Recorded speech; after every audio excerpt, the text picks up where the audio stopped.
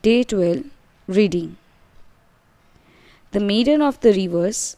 It has a 6 to 8 pages. So I read in a part 1 and part 2. So I start. The Maiden of the River. The river Ganga, considered to be the feminine gender, is one of the most sacred and vital rivers in our country.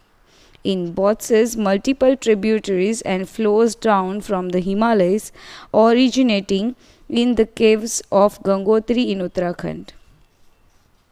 A mythological story surrounding the Ganga suggests that Vishnu took the avatars of a dwarf named Vaman and asked Emperor Bali for 3 feet of land, and that each step he would take must equal the size of one of his feet. After Bali agreed to what appeared to be a simple request, Vaman expanded his size until he became a giant called Trivikram.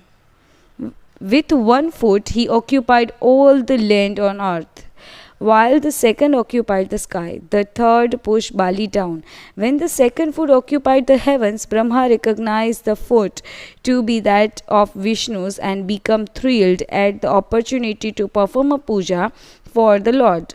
So he took some water from his small kamandalu and washed Vishnu's foot. Once he did so, the water on earth began to flow like a river in the heavens, and the Ganga was created. This is why the river is considered very holy and is also called Dev Ganga. Another story about the river involves the short-tempered sage Durvasa. The sage was once taking a bath in the Ganga in the heavens when suddenly a strong breeze blew away the cloth that he had been wearing. Ganga saw this and laughed.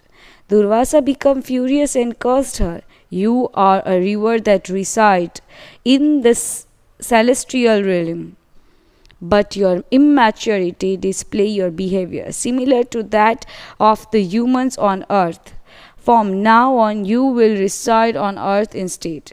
Ganga realized her petty sin and apologized to Durvasa, who had by then calmed down. He said, "I can't change the curse. You will flow on the earth, but I will give you a special power. Whoever takes a dip in your pure waters will be immediately cleansed of any sins they have committed." That is why people visit the Ganga in places such as Haridwar, Prayag, Rishikesh and Kashi even today to absolve themselves of their sins.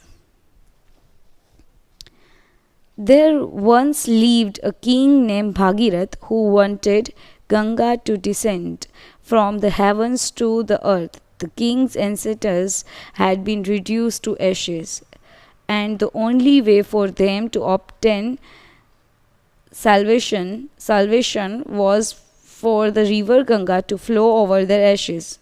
After much prayer and penance to the gods, Ganga was allowed to flow on the earth, but she flowed with such a force that she could have easily submerged the entire planet.